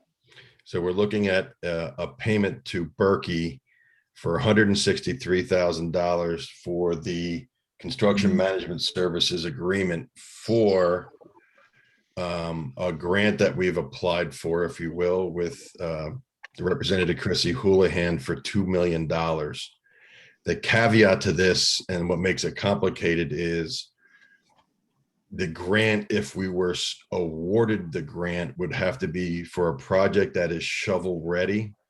And we are talking about looking at doing the maintenance garage and facilities over near 4th Street. And that project, total project, is $4.1 million, broken down into 3 different phases. And the reality of this is, well, in my opinion, at some point in the next 5, if not definitely 10, there's going to have to be some significant work done at that facility for safety purposes, for community safety, for keeping our employees safe, for keeping all the equipment safe, and for, quite frankly, groundwater issues. So we would be spending $163,000 with Berkey for a project that, quite frankly, we have no guarantees of getting. But if we don't spend $163,000 with Berkey, we will not have a shovel-ready project. We've already applied for the grant. We could get a grant and not have a project available for it. Normally, I would tell you that this isn't a budgeted item, and I'm not thrilled about it, but I think at the end of the day, we're going to spend this $163,000. If we didn't get the grant, we're not going to do a project at this point because we have nothing budgeted for it. But we will then at least have that part of the process out of the way for future potential grants and or budgeting items. And Michelle, Jim, correct me if I'm wrong, basically this plan that we'd be paying for with Berkey would be good for numerous years when we would have to start this project, whether we get granting or not. Is that a fair statement? Yeah, the one thing I just wanted to correct is it wouldn't be 163,000 to Berkey. Berkey's 17,000 of the I'm 160. sorry. Right. The 163 includes the architects, the structural engineers, mechanical engineers, HVAC, electrical, plumbing, fire protection, site survey, and Berkey's construction management fee. Thank you. So, but yes, that would, if you decide to move forward with the design would be valid for at least a 10-year time period. So if we want to do this in the future and we want to do it now to be able to be shovel ready for this grant and we don't get it, it's not money lost as long as we plan on doing the project at some point. And the design is pretty much 3 phases. So if we only got a partial grant, we could, say do phase 1 and do phase 2 and 3 at a later time. So it's flex, it's whatever council wants to do, but it's not like you're spending the money. If we don't get the grant, it's thrown away and would have to be redone in the future. What's the phases? Explain that phase thing to me here. Well, phase 1 is building the new pre-engineered steel building on the right side as you enter the public works facility from 4th Street. And would house what would that house? Go ahead, Jim. It's just expansion of our garage. We cannot store our equipment inside. We have too much equipment for that building. And the police need, part of that building would be a police evidence room and a place to store their special services unit, a truck wash bay, which we wash trucks after every snowstorm outside. We just need more room.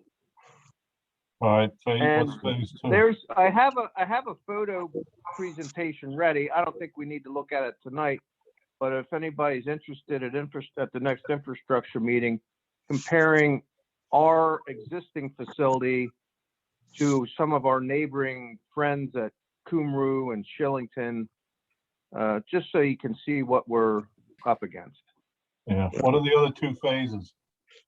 Phase two is the gutting and renovation of the existing building because it's inadequate and doesn't meet any ADA or current safety code requirements. And then the third is the building in the rear, which Jim had mentioned is partially housed the police evidence. Okay. So, and normally I would say the reason we're doing this now is normally we go through infrastructure to bring to council, but if we did that and it brought to council and it got voted on, it'd be too late by the time we got Berkey involved. Yeah, this is sort of like the other grant we talked about earlier where, the Pennsylvania agencies have this habit of waiting forever to put a grant out and then giving you 45 days to apply for it and then taking 6 months to decide who got it. So it's like hurry up and then wait. But unfortunately, if we want to go after that grant money, this is fairly common with all of the funding sources in Pennsylvania. What are the chances, Steve? What are the chances of changes in the laws and things in the 5 or 10 years that we might have to wait or whatever here? Would that affect that 163 then? The work is being done? Well, the 163 is to do the complete design and put the project. So we back work the time for this grant, which is it has to be completed in September of 22. There's a 12-month construction schedule, a month for bidding, and then we back work the timeline. Basically, the design team would need to be authorized this week to meet a July 7th advertisement of bid date to then open bids in mid-August, evaluate bids and award contracts by September 1st and start. But all of the engineering and design and architecture wouldn't change. There may be some minute code changes that require some small change, but I would say even if you waited 5 to 10 years, those drawings would be 98% compatible with, historically how the codes revise over time. They don't tend to have monumental changes. And we just went through a big code change with the energy code last year. So I would doubt we'd see anything large like that in the near future. But going through this process doesn't mean we actually have to grant the construction. This isn't a vote to grant the construction. This is just to get it prepared. The unique thing about this grant is that there's no match. I mean, this is a pure $2 million grant that, we're rolling the dice for $163,000, but we're not really rolling the dice if we all agree that the thing's going to be done in the next 5 to 10 years anyway. It's just spending it now versus later. And what it does is it puts us in a position where we potentially can get $2 million worth of unmatched funds. Well, I just see, change order 1, change order 2, change order 3. That's all. I'm just, hoping that doesn't happen. You'll be going by then. I know. Wow. So, I don't know, does anybody else have anything else before I keep going?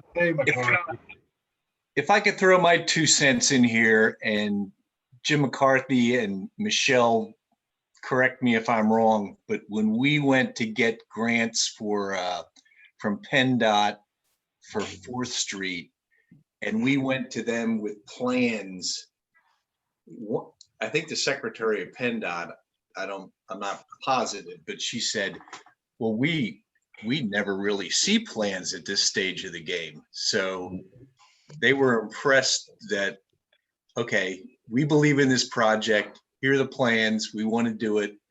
And I think that was a big part of why we got that grant. Yeah, she definitely said that she never gets to see plans. She just hears talk about projects. Right. Well, and what I was going to say earlier is we've already applied for this grant. I submitted the grant application 2 Fridays ago. So, you know, at this point, it's just a waiting game to see whether or not we're approved for funding. So in summary, I can sort of look at this and saying there's 3 ways that this could happen. The worst, if you call it a worst case scenario, would be we spend $163,000 for these services. We don't get the Chrissy Houlihan grant. We could still apply for a RACP grant, but we just don't do anything and hold those plans for the future when we're going to do some work over there. The middle level would be sort of, we spend $163,000 and we get the Chrissy Houlihan grant.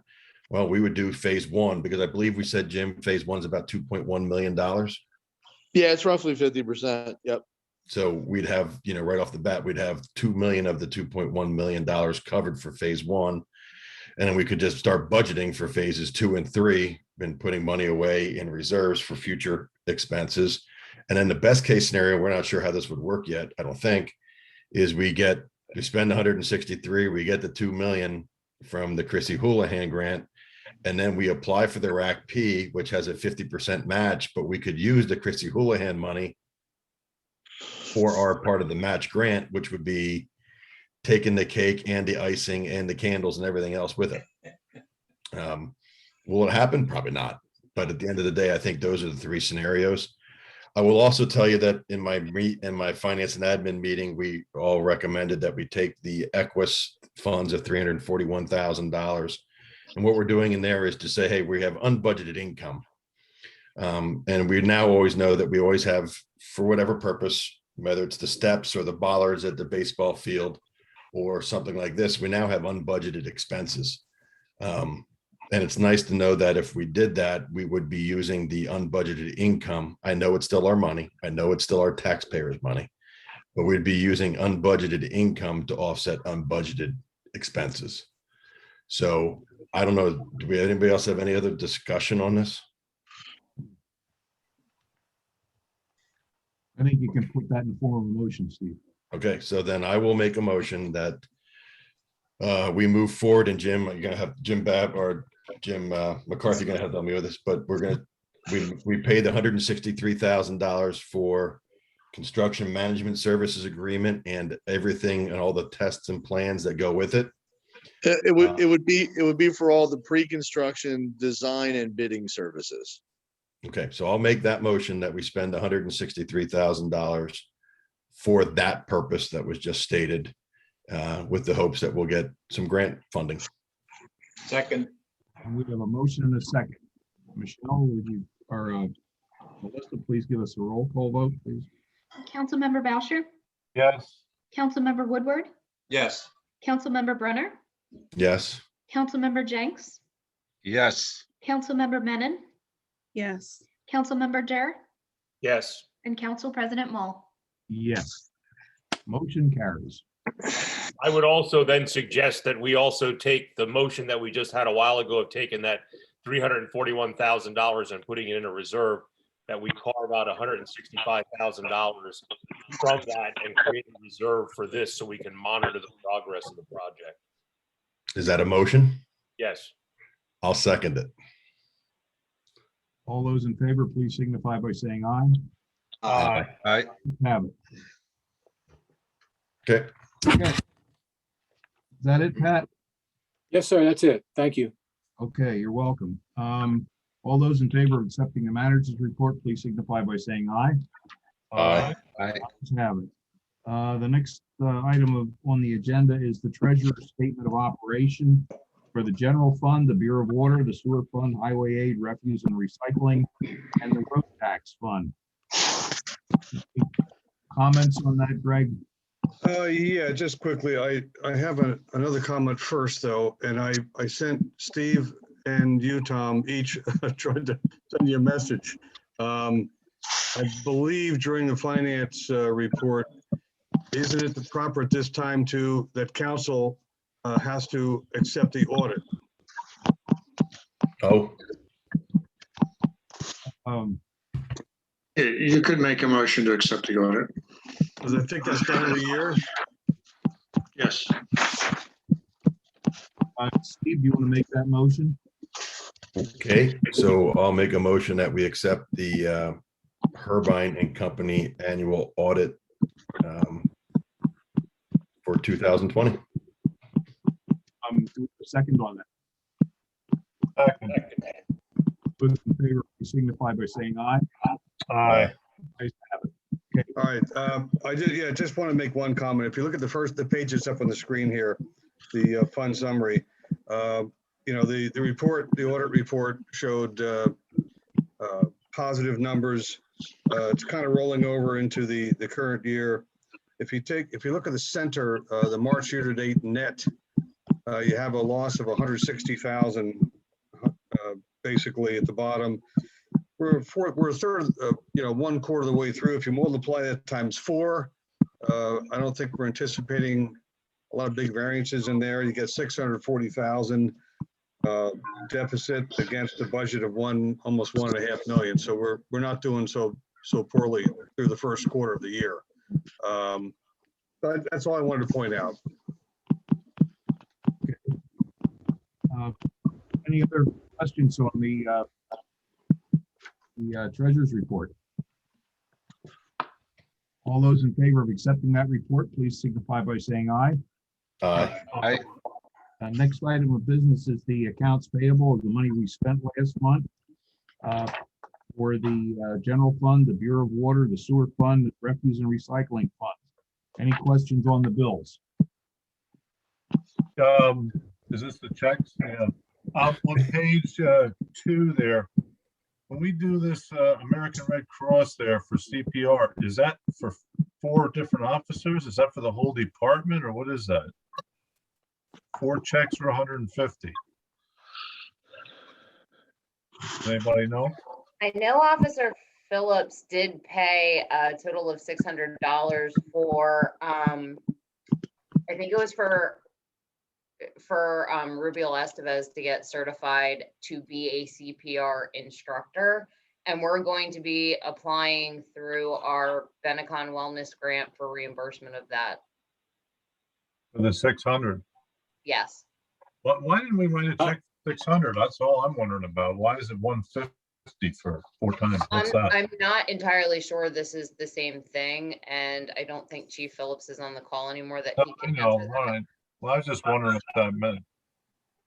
Tom, I'll find out. We can get back to you. My guess is the fact that money is $150 for the training per squad. There's 4 okay. police department. That's going to be what I'm thinking, because All right. Okay. Lieutenant Andy used to do that, and we had to get an instructor to do it this time. All right, that makes sense. On page 6, that stuff at the bottom there for that sprayer mister thing that we got, does that go in with the COVID list of expenses, Pat, that we could get reimbursement for maybe? Yes, sir. We're still keeping all the COVID expenses in for the grants. Okay, I'm just wondering if, I figured it was, but I wasn't sure. And what's the other thing on that page there with paying WageWorks $295 for flex plan fees? What is that? WageWorks handles our flexible benefit cards. Oh, okay. Administrator of one of the plans. Okay, all right. And page 7, there's some stuff there, bills from the pool from July of 2020. Are we just getting those bills paid? We're just paying them now? Is that right? We just received those bills from the contractor. They forgot to bill us. Really? Yep. Holy mackerel. Okay. And That was go ahead. for the major repairs, Tom, around the pool deck where they had to tear that. Yeah, I thought it was, but I thought we're just getting that bill now. Yes, sir. I guess we are, huh? Yeah. And I guess, I don't know who I want to ask here. We hit 1 mailbox during plowing this year at the Simons. Yep. Where is that located? Which one? That was on, I'm remembering Logan Avenue somewhere. Okay, what do we do? Take it out with the plow? Yeah. Oh, Years ago, we used to go out and look at them and replace them. And some other municipalities I spoke to say this $50 thing is more efficient, and it surely is. As opposed to us we'd spend that in an hour of labor, and they'd provide a receipt for what appears to be a mailbox or a post. We reimburse them $50. Okay, just wondering. I was wondering where 50, I thought for 50, you can't replace a mailbox, but okay. No. That's it.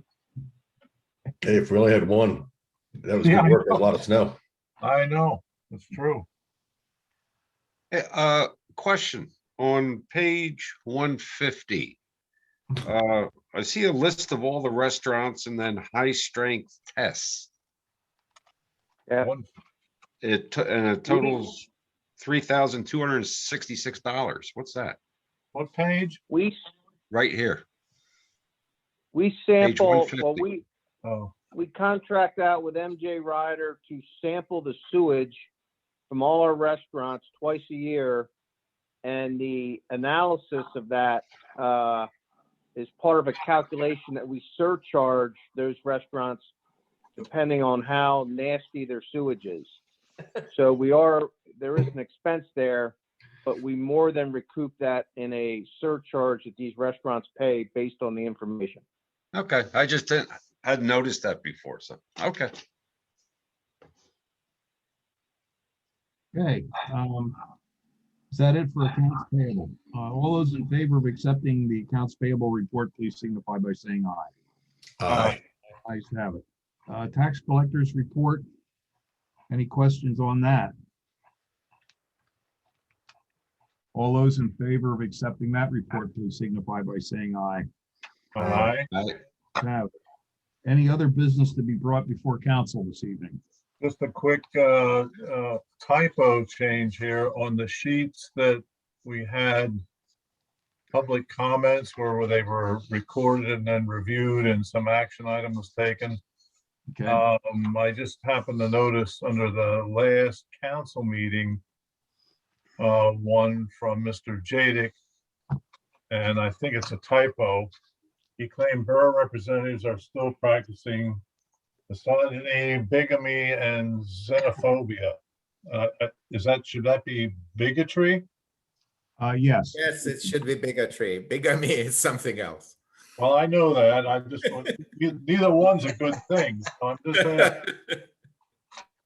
Got it. Okay. Thank you. Mr. President, I have something. Okay. Go ahead. I would like to acknowledge a member of our Refuge and Recycling Committee, Mary Ann Reardon. For the second year now, she's coordinated a cleanup effort of all the litter on the 422 service road that leads up to Wyomissing Hills Boulevard. This was performed on March the 21st. She was able to corral 60 volunteers, and in one day they collected over 100 trash bags of stuff. And I would like to acknowledge her outstanding performance on getting the volunteers to do this effort. And I'd also like to acknowledge all those volunteers that helped her in this. Oh, yeah, that's for sure. Beautiful. You want to have a letter sent to her? I don't know how you could do that and not send it to the other volunteers. I think if we just public acknowledge her, in the minutes, there was quite a bit of effort, having 60 people involved. Absolutely. Yeah, we can do that. No problem. Okay. That's all I have. Any other business to be brought before council? Mr. President, can I make a short comment, please? It's about something that was brought this at the police and fire and police report that I was not aware of. Now, this isn't time for public comment. I understand that. It's just 2 seconds, and I think it has to do with what was discussed in this meeting. Makes a lot more sense than postpone it till next time. You take it till next time around. It's 8:31 and we've all had enough tonight. Sure. Have a motion to adjourn, So moved. and we are adjourned. Thank you.